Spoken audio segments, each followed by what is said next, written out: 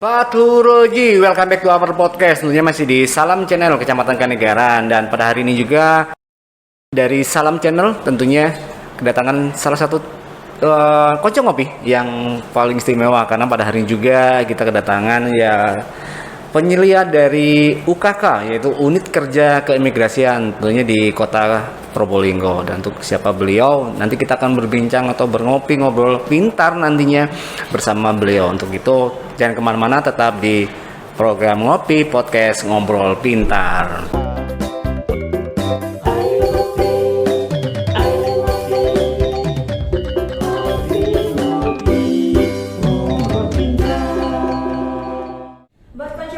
Jangan lupa saksikan podcast Ngopi Ngobrol Pintar hanya di Salam Channel Kanegaran. Jangan lupa like, comment, share, dan subscribe ya. Assalamualaikum warahmatullahi wabarakatuh, Bapak. Waalaikumsalam warahmatullahi wabarakatuh, Mas Ferry. Kabar sehat, Bapak? Alhamdulillah. Alhamdulillah. Sehat. Wah, Ya. ini sebetulnya apa ya? Kami jujur, Bapak. Ini adalah studio kami ini adalah sebuah inovasi dari kami dari Kecamatan Kanegaran, bahwasanya kita mempunyai alat studio, jadi studio mini yang ada di Kecamatan Kanegaran. Bahwasanya di podcast ngopi, Bapak. Jadi ada podcast ngopi itu kita mengenal namanya podcast ngopi Pepi, yaitu ada publikasi, edukasi, promosi, dan informasi. Jadi itu ngopi Pepi. Yeah. Dan nantinya kita selama ini juga pernah podcast bersama pelaku UKM, terus kepala-kepala UPD, dan nantinya juga ada beberapa yang nantinya kita akan mencoba menggali informasi. Yeah. Dan untuk itu, Bapak, kami ucapkan selamat datang di studio ala studio. Kalau di kota-kota besar mungkin wow, studionya seperti amazing. Tapi kalau di ini ada sebuah inovasi yang ada di Kecamatan Kanegaran. Misalnya lagi, Bapak, selamat bergabung dan selamat datang di studio Salam Channel. Dan buat konco ngopi yang masih penasaran seperti apa sih profil dari UKK, wah, yang selama ini kita mengenalnya adalah kantor imigrasi. Untuk itu jangan kemana-mana, tetap kita akan melihat inilah dia profil dari kantor UKK. Wah.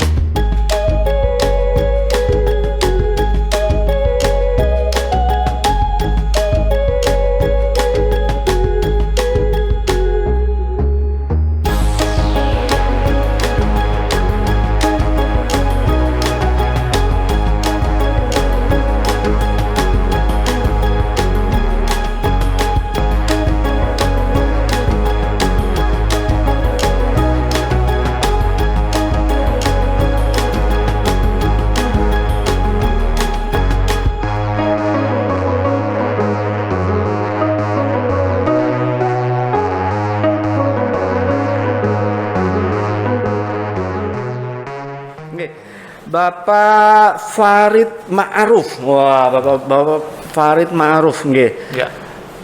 Saya manggilnya apa nih, Bapak? Farid aja. Pak Farid nggih. Nggih, Pak Farid. Asli mana, Bapak? Saya asli kelahiran Pemalang, Jawa Tengah. Oh, Pemalang, Jawa Tengah. Oke, Mas Ferry. Jadi gini, Pak, kita ngobrol-ngobrol santai aja, Bapak. Jadi sebetulnya terkadang kita pernah di suatu di medsos kami, bahwasanya kita juga ingin mengenal apa sih sebetulnya kantor imigrasi. Kalau dulu yang kita mengenalnya kantor imigrasi, karena selama ini kenapa sih kita mengundang dari kantor imigrasi? Karena masih ada sih yang masih belum tahu kenapa kalau kita buat paspor mesti ke Malang sebenarnya. Makanya dengan adanya kantor imigrasi, UKK ya, Iya, jadi unit UKK. kerja keimigrasian. Sebetulnya kenapa kok UKK sih Bapak? Kalau mungkin bisa dijelaskan sedikit aja Pak. Iya. Baik Mas Ferry, terkait dengan adanya UKK di Kota Probolinggo, Nggih. tentunya sangat membantu warga masyarakat di Kota Probolinggo untuk mengurus pelayanan keimigrasian, dalam hal ini penerbitan paspor. Oh, paspor. Jadi Nggih. orang bikin paspor tuh nggak usah jauh-jauh ke Malang atau ke Oh, Jember gitu. gitu kan. Oh. Selama ini kan orang Probolinggo bikinnya paspor Iya. di Malang, di Jember, di Surabaya. Ya, di sini di UKK sini ada namanya unit kerja keimigrasian di bawah kantor imigrasi kelas 1 TPI Malang di Kota Probolinggo. Jadi adanya UKK ini adalah kolaborasi kolaborasi, antara Pemkot dengan kantor imigrasi Malang. Oh, gitu. Berarti untuk warganet atau biasanya gini, Pak Farid, kita punya apa ya? Punya fans, netizen yang ada di Salam Channel. Jadi itu namanya Konco Ngopi. Karena kan kita memang ngopi ngobrol pintar. Jadi buat Konco Ngopi. Jadi kalau untuk ngurus paspor sekarang nggak usah jauh-jauh, nggak usah ke Malang. Jadi cukup di Probolinggo. Nah, alamatnya di mana sih, Pak? Kalau orang yang masih belum tahu itu. Alamatnya deket aja. Ha-ha. Alamatnya di Jalan Basuki Rahmat nomor 44. Depannya kantor Samsat. Depannya Samsat. persis. Oh ya, Gitu. warganet mungkin Iya. yang masih belum tahu sebetulnya di mana sih kantor UKK atau kantor imigrasi itu. Nah, di depannya Samsat Kota Probolinggo. Nah, pasti kalau kantor Samsat pasti banyak yang tahu kan. Nah, nanti depannya persis kalau nggak salah itu ada di Inggris. Depannya Oke, persis banget. depannya persis kantor Samsat. Ngomong-ngomong Pak Farid udah berapa lama di kantor di Probolinggo? Maksudnya di Probolinggo?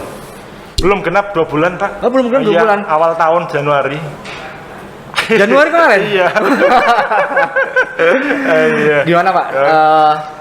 Ini sedikit sebelum kita ngobrol lebih jauh untuk di UKK ya. Iya, Kondisinya Probolinggo, cuacanya yang ya, lumayan ekstrim ya. betul. Iya. Suasananya seperti ini. Ada pendapat mungkin dari Ah, Farid? Sebenarnya sih Probolinggo, Kota Probolinggo khususnya itu masuknya itu bisa dikatakan teratur, gitu kan. Nah, ya cuaca sih bisa Ya, dikatakan biasa lah gitu kan, panas-panas dikit Ya. ya apa gitu kan. Ya, iya. Bisa dikatakan udah tertata rapi, Ya. gitu kan, bersih gitu kan. Ya, memang seharusnya memang harus ada kantor imigrasi di Iya. sini gitu kan. Ya kemungkinan nanti katakanlah kalau UKK unit kerja keimigrasiannya itu benar-benar ditingkatkan, bisa aja nanti jadi kantor imigrasi kelas 3. Oh, sekarang masih UKK? Masih UKK, belum.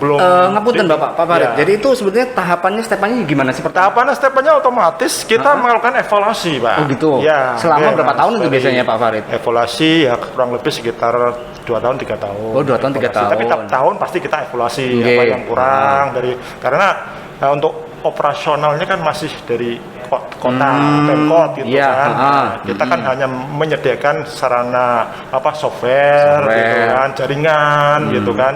Kalau untuk kanunya kan dari Pemkot yang menyediakan. Termasuk SDM yang kan dari Pemkot ya? Ya, SDM-nya juga ada dari Pemkot, ada 8 orang kalau nggak 8 salah orang, ya. gitu kan, pegawai dari Pemkot. Sampai saat ini SDM-nya sudah berapa orang Bapak? Dari kolaborasi antara Pemkot dengan Malang?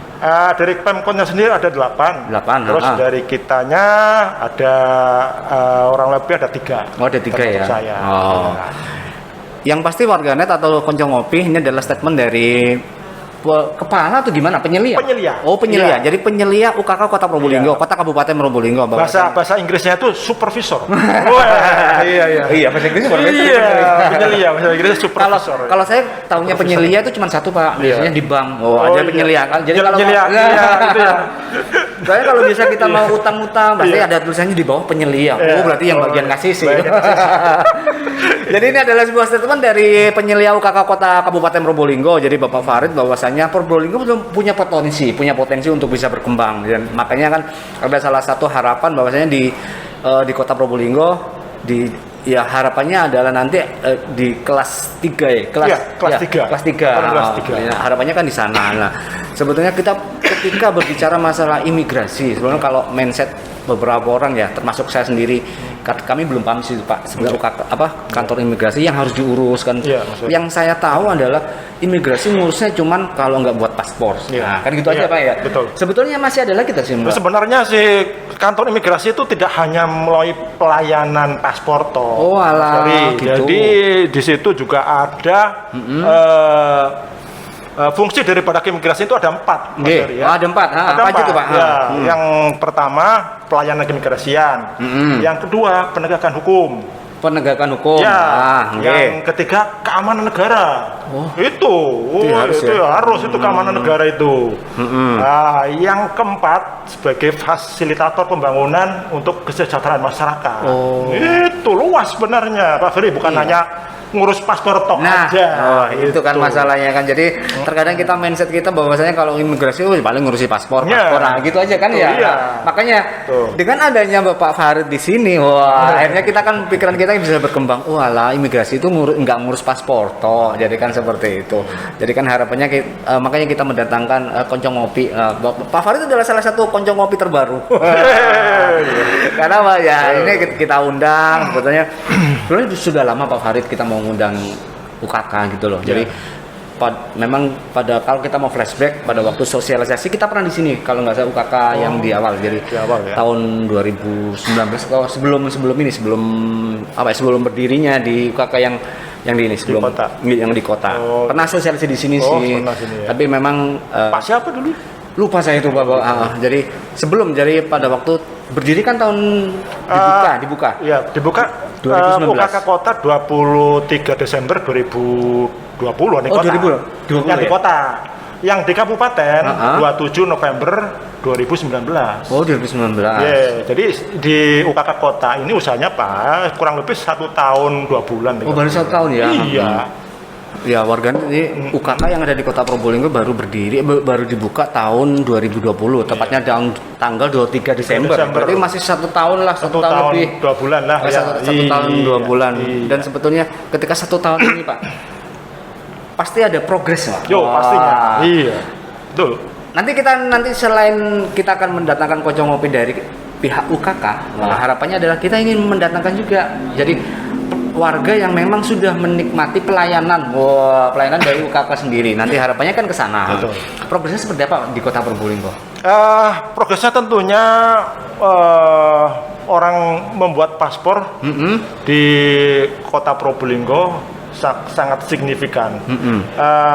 Mulai berdiri 23 Desember 2020 sampai sekarang kurang lebih sekitar 2000-an. Wow, Sudah. Wah, ini adalah sebuah progres yang sangat menarik, sangat meningkat Bapak ya. Betul.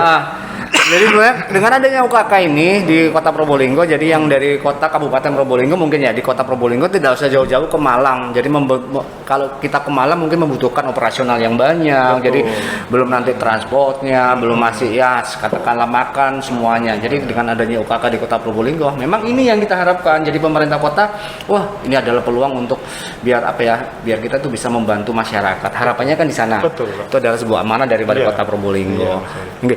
Bapak selain ini dari paspor ya, kita tahu bahwasanya UKK, unit kerja keimigrasian. Berbicara kita masalah selain paspor yang kalau yang diurusi apa Bapak?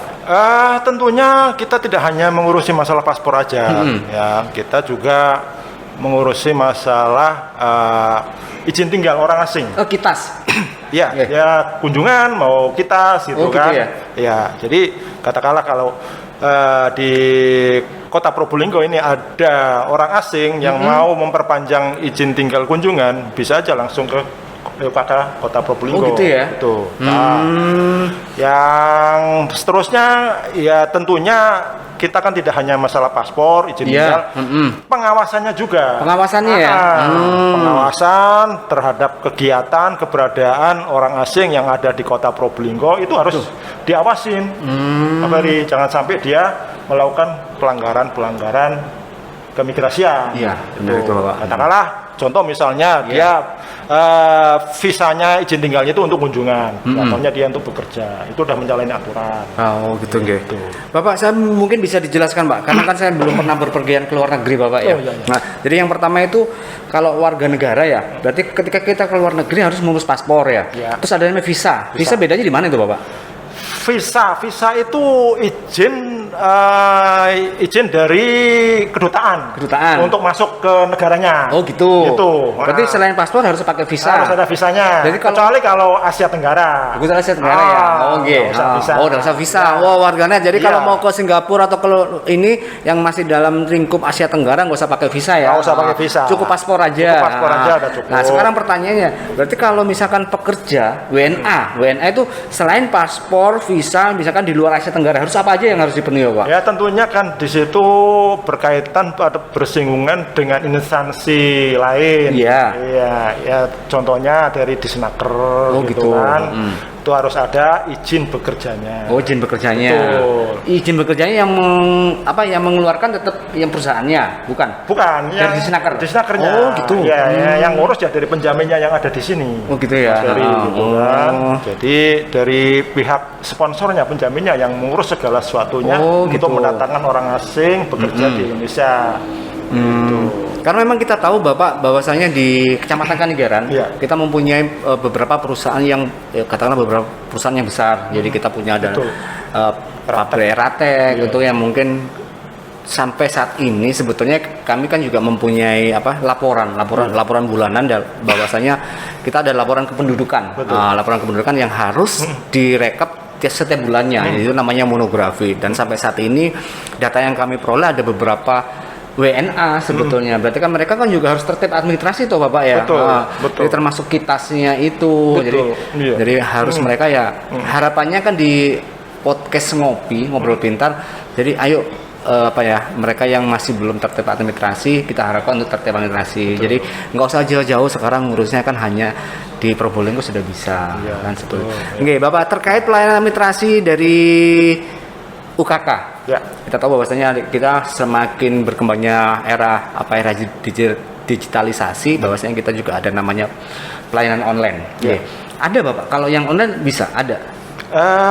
Online ada Pak Ferry. Jadi orang sekarang bikin paspor itu tinggal mendownload aplikasi M-Paspor. Oh gitu. Ya. Nah ini warganet mungkin yang masih belum tahu, yang nanti sama Pak Farid akan mencoba untuk runtutan bagaimana cara membuat paspor secara online. Nggih. Ya. M-Paspor Bapak nggih? Iya, M-Paspor udah download aja Download. situ, terus masukkan permohonannya, pendaftarannya, dan setelah selesai pendaftarannya langsung pembayaran di muka. Pembayarannya Langsung pembayaran lewat bank. Lewat bank ya? Iya. Oh gitu. Iya. Berarti nggak perlu ke kantor imigrasi gitu, nggak perlu? Ke kantor imigrasi cuman untuk Verifikasi verifikasi aja. Oh iya benar. Wawancara sama foto udah gitu. Kalau uploadnya mereka sendiri. Oh, upload sendiri mereka sendiri Iya. ya? Oh. Kalau dulu sih kita yang mengupload. Sekarang dengan adanya M-Paspor katakanlah bisa dikatakan my service apa ya? Ya. Iya gitulah. Oh. Pokoknya dia mandiri gitu. Ya, Iya. ini warganet yang memang harus diketahui untuk warga, nah, khususnya di warga Kecamatan Kanigaran, bahwasanya ketika yang mau mengurus paspor, jadi nggak usah antri dulu, jadi nggak usah antri untuk mendaftar. Jadi daftarnya bisa di M-Paspor. Jadi downloadnya di Play Store ya Bapak ya. Betul. Bisa. Nah, di Play Store download dulu M-Paspor. Jadi nanti ada petunjuknya, nanti ikuti petunjuknya aja. Nah nanti kalau ketika sudah ada petunjuknya baru nanti tetap manualnya tetap ada, karena apa? Semuanya memang ketika kita berbicara masalah pelayanan Pak Farid, kita juga di kecamatan kita juga ada pelayanan yang online, tapi di satu sisi tetap harus ada manual. Manualnya apa sih? Harus tetap muka untuk memverifikasi. Jadi untuk pencocokan data, apakah benar kan seperti itu. Memang iya. Jadi kelebihan masing-masing pelayanan kan memang harus ada kelebihan dan kekurangannya. Jadi untuk menutupi kekurangannya itu, untuk yang di online ya tetap kita harus ada tetap manual ya. Jadi biar manual. secara verifikasi semuanya. Jadi untuk keabsahannya kan gitu. Betul. Gitu, Ya, Pak Farid, gitu. keabsahannya ya. Jadi biar bisa dipertanggungjawabkan gitu. Tidak katakanlah tidak asal-asalan aja. Ya kan? Sebetulnya ini Pak Farid, kami tidak sih dari Kecamatan Kanigaran di podcast ini kami tidak akan berapa sih Pak? Wow, sebetulnya untuk paspor itu sebetulnya pengurusannya sampai nominalnya sampai berapa sih Pak? Biayanya? Baik Mas Bari, untuk penerbitan paspor itu sesuai dengan peraturan pemerintah nomor 28 tahun 2019 tentang tarif, tentang jenis tarif PNBP di Kementerian Hukum dan Hak Asasi Manusia. Untuk penerbitan paspor itu murah Pak Mas Bari, jadi gitu. sekitar 350.000. 350.000. Itu yang paspor biasa. Oh, paspor biasa. Paspor biasa. Oh, gitu. Itu ada paspor elektronik. Oh, ada. Yang ada chipnya Chipnya itu. Gitu. Halaman belakangnya itu sekitar 650. 650. Jadi fungsinya paspor elektronik, katakanlah kalau Mas Bari punya paspor elektronik mau ke Jepang, udah tinggal ke sana aja, nggak usah balik visa. Itu masa berlakunya berapa, Pak? 5 tahun. 5 tahun. Semuanya paspor 5 tahun ya? 5 tahun. Oh, gitu. Jadi sama, berarti yang biasa terus sama yang elektronik tuh 5 tahun ya? Iya, sama. Terus nanti ketika diperpanjang lagi tetap sekarang maaf Mas Bari, kalau istilahnya itu bukan perpanjangan. Apa Bapak? Kita nggak mengenal istilah perpanjangan. Apa itu Bapak? Menurut Permenkumham nomor 8 tahun 2014. Jadi istilah untuk perpanjangan paspor itu nggak ada. Adanya penggantian paspor. Oh gitu. Iya. Kalau perpanjangan itu otomatis kan fotonya sama. Iya, masuk. Gitu kan? Masuk. Iya. Dulu gemuk bisa sekarang. Itu. Iya. Kalau masuk. Namanya ini istilahnya penggantian paspor. Penggantian paspor. Penggantian paspor ada macam-macam. Karena habis berlaku. Oh gitu. Karena hilang, karena rusak. Oh gitu ya. Oh. Cuman istilahnya aja warganet, Konco Ngopi, istilahnya bukan perpanjangan. Jadi kalau menggunakan SIM kata perpanjangan. Iya. Tapi kalau di paspor nggak ada istilah perpanjangan, tapi penggantian. Tapi intinya ya bodoh aja sih. Betul. Intinya sama aja. Iya, Bapak, kita ngobrol-ngobrol santai aja Bapak ya. Jadi kita harapannya sih apa sih? Kita ingin membangun Kota Probolinggo. Jadi bagaimana cara membangun sebagai pelayan masyarakat? Itu sebagai pelayan masyarakat Bapak ya. Jadi ingin memberikan sebuah informasi, memberikan sebuah edukasi yang seluas-luasnya tanpa ada yang ditutup-tutupi. Jadi harapannya memang ke sana sih Pak. Jadi kita ada konten YouTube atau di Salam Channel ini memang harapannya ke sana gitu. Ayo kita buka informasi seluas-luasnya. Apalagi kita kan nggak mungkin untuk mendatangkan massa yang dengan jumlah yang banyak. Sosialisasi sekarang sudah bukan nggak zaman sih Pak. Jadi sosialisasi kita adalah lewat media digital. Jadi seperti itu. Apa sih yang ya seperti ini. Jadi kalau kita hanya sosialisasi terus nggak ada narasumber, nggak ada. Jadi katakanlah apa ya, kalau bahasa anak-anaknya garing katanya. Wah, kalau gini kan enak kan gitu loh. Dan untuk warganet dan Konco Ngopi yang nanti masih ada yang belum tahu, ketika nonton uploadan dari YouTube kami, ada di kolom komentar ya, di kolom komentar silahkan bertanya di kolom komentar kami, nanti akan kami cross check kepada Bapak Farid di UKK sebenarnya pertanyaan-pertanyaan apa nanti akan silakan tulis di kolom komentar. Dan jujur Bapak ya, ini ada sebuah progres kami ketika ada podcast ini, kita melampaui ekspektasi kami. Jadi yang awalnya kita hanya 100 subscribe, ketika ada podcast itu sudah sampai 1100. Jadi ini alhamdulillah. Jadi ternyata keberadaan podcast kami ini memang diterima gitu loh. Jadi apa aja yang ingin informasi apa, terus promosi apa yang akan diberikan kepada masyarakat itu adalah harapannya. Oke, Pak Farid ngobrol-ngobrol. Ngomong-ngomong Bapak, tapi kerasan di sini Pak ya? Ya kerasan Pak Suri. Alhamdulillah ya. Alhamdulillah. Dia langsung tolak dari Probolinggo langsung tolak ke Malang. Probolinggo Malang enggak? Enggak. Oh enggak ya? Setiap Jumat sore baru. Setiap Jumat sore ya. Oh. Jadi bukan LDR, tapi memang ini tuntutan loh. Tuntutan kira tugas. Iya. Mau nggak mau. Iya. Kalau saya nggak bisa bayangkan Bapak. Jadi perlu adanya sinergi antara pemerintah kota, khususnya di Kecamatan Kanegaran, bahwasanya di di imigrasi masuk Dirjen atau Kemenhum. Jadi kita di bawah daripada Kementerian Hukum dan Hak Asasi Manusia. Oh, Kemenhum ya. Ya. Oh, gitu ya. Gitu. Pak, adanya sinergi ini harapannya adalah ketika ke depan ya, data yang kami peroleh kan mungkin bisa dikombinasikan dengan data yang data yang ada di jenengan, harapannya di sana. Karena kan kami juga mempunyai pegangan dari laporan monografi kami memang sudah pakom. Harapannya kan nanti bisa adanya sebuah sinergi di antara UKK keimigrasian dengan pihak dari pelayanan yaitu khususnya di kecamatan. Oke, Pak Farid, karena memang ini sebetulnya Mas kita mau ngobrol lebih banyak lagi karena kondisinya mungkin agak-agak gimana gitu. Pak Farid, ada yang mau disampaikan untuk warga net. Iya. Baik, baik Mas Fahri, ya terkait dengan adanya unit kerja keimigrasian di Kota Probolinggo.